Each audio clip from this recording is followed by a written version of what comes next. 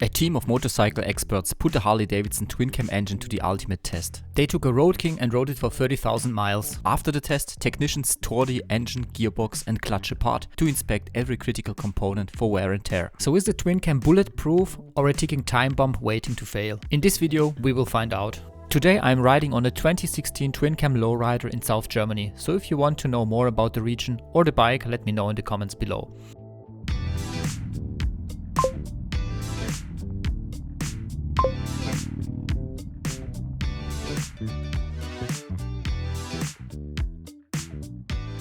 The bike used for the test was a 2007 Harley-Davidson Road King equipped with a 96 cubic inch engine delivering 92 foot-pounds of torque.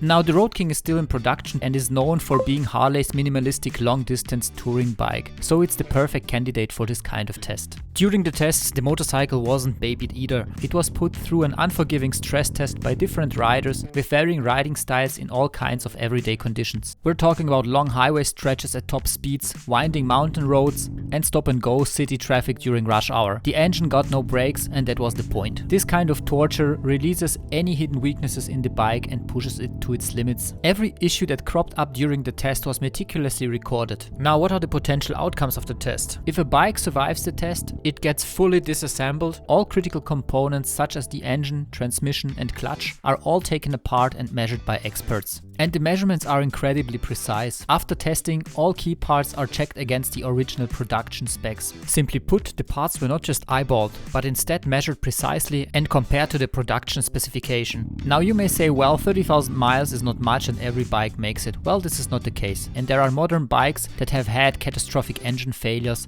before reaching the 30,000 mile mark. Now was the Twin Cam one of them? A short look in the internet reveals horror stories about breaking cam chain tensioners and weak hydraulic lifters. These rumors are found like sand on the beach, but are they really true? This test will shed some light on these rumors. Now let's dive into the results.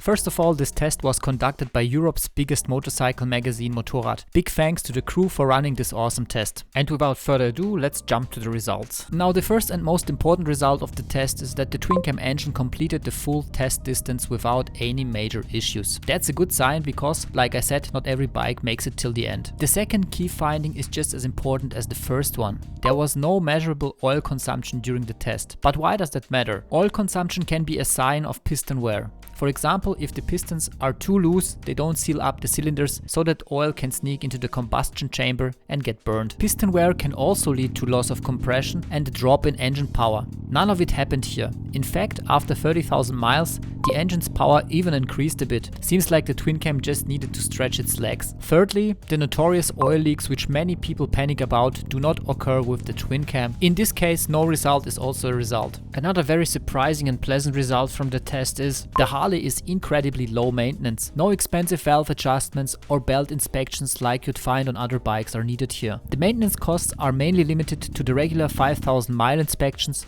and the replacement of wearing parts such as brake pads and tires. Talking about tires, the stock Dunlop tires, they've got amazing longevity. The front tire lasted an impressive 14,000 miles before it needed replacement, and the rear tire held up for nearly 8,000 miles.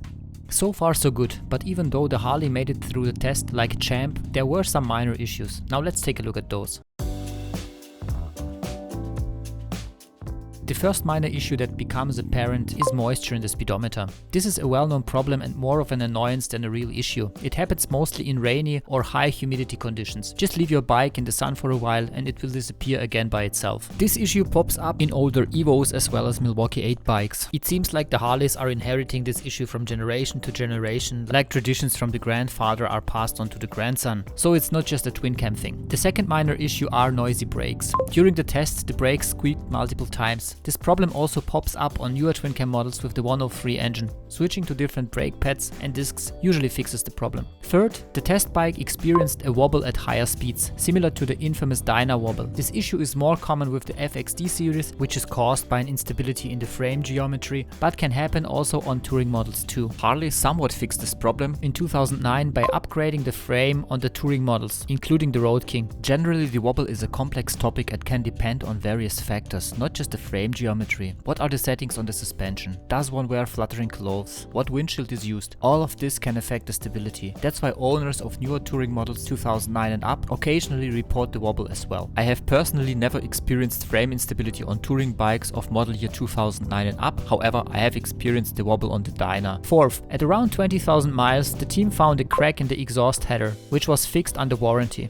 It looks like this might just be a one-off situation, and personally I've never seen this issue with my own twin cams. Talking about the exhaust, there was also some rust inside the exhaust at around 29,000 miles. So overall it's a pretty manageable list of minor issues. Before I continue, I wanted to say thank you from the bottom of my heart for watching my videos. Riding motorcycles and creating these videos is my passion, and I am so grateful to share my joy with all of you. If you enjoy my videos, I'd be thrilled if you supported me by subscribing to my channel. Your support means the world to me and helps me grow this little community and keep the love for motorcycling alive. Now let's go to the really interesting part. How did the engine components look after 30,000 miles?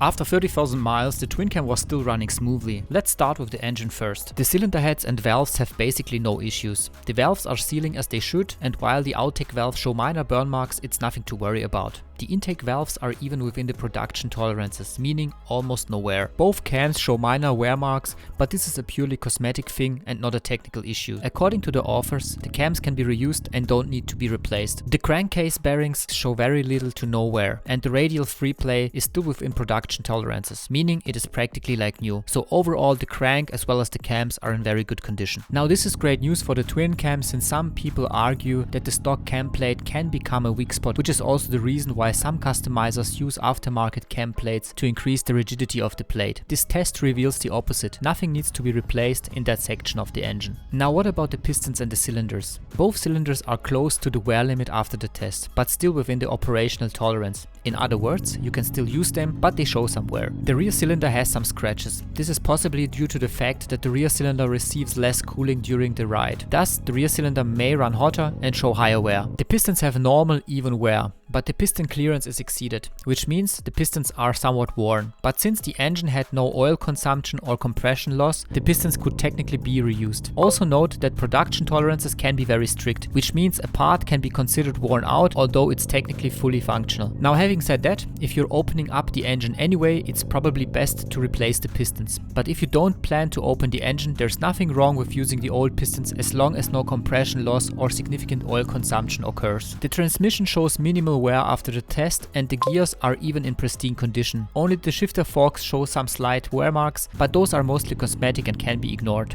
Thus, the gearbox is fully reusable. The primary drive, the clutch plates and the drive belt are still in great condition and could be reinstalled without any hesitation. In conclusion, some engine parts showed expected wear after the 30,000 mile test, but nothing to be concerned about. Now you might be thinking, wait a minute, 30,000 miles is way too low. Some issues could arise just after that point. And you'd be right. To address this, I did some further research and found a few components that could potentially fail after the test distance. I'll dive into those details in the next section.